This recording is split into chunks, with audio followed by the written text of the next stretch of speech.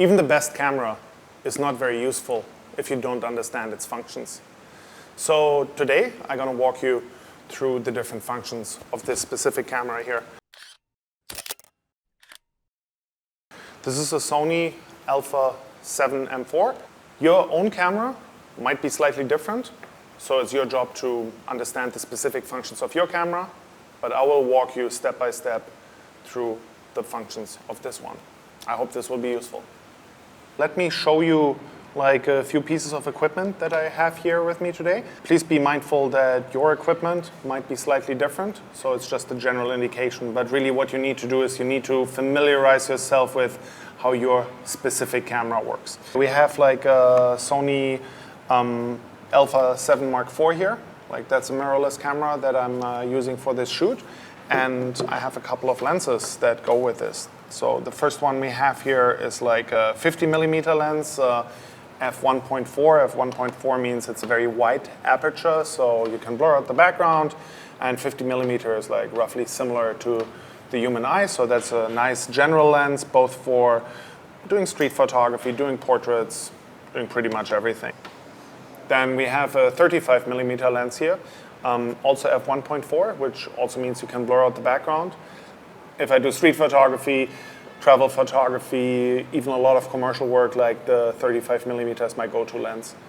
We have a 70 to 200mm lens here. That's a very long lens. That means that's a lens we can use to shoot things in far distance.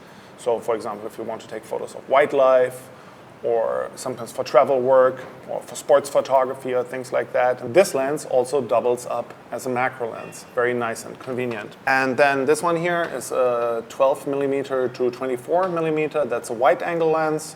So you could use that for landscape photography, or if you have like a small room that you want to show wider, like all kind of really wide scenes. But you need to be careful, especially if you go to the wider end of the spectrum, to the 12, then things get really, really distorted, and that's not always pretty, so use it with care. And then finally here, this is a 85mm lens. 85mm is great for portrait photography, for example, or sometimes for product photography.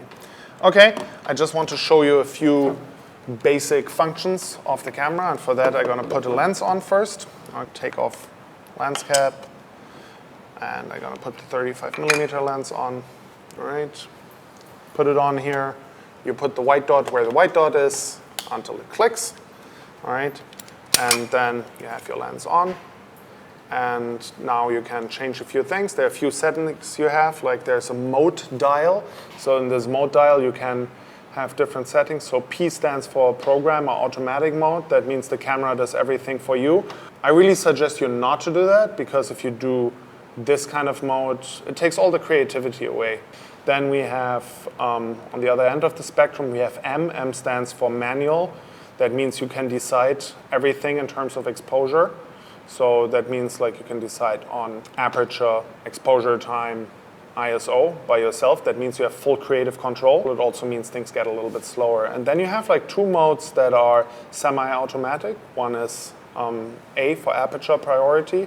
That means you choose the aperture, for example, f1.4, and then the camera chooses the exposure for you. Very convenient.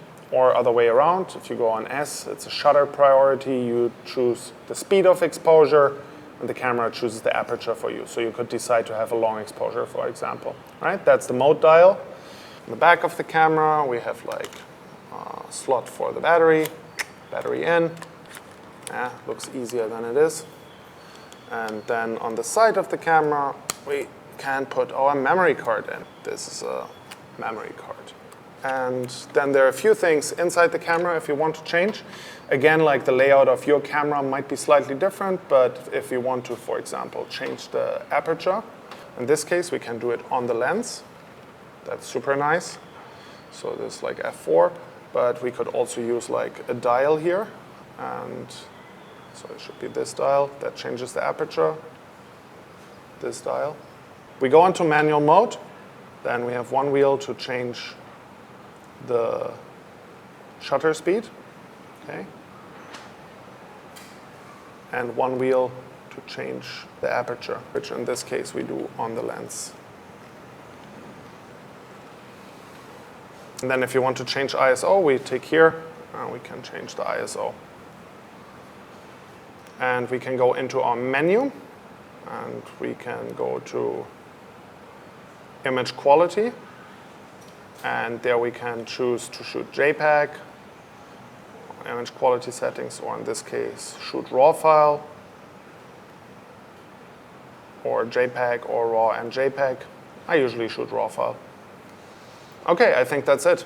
I hope you now understand your camera better, but again, your camera might be slightly different. Read the camera manual. Thank you.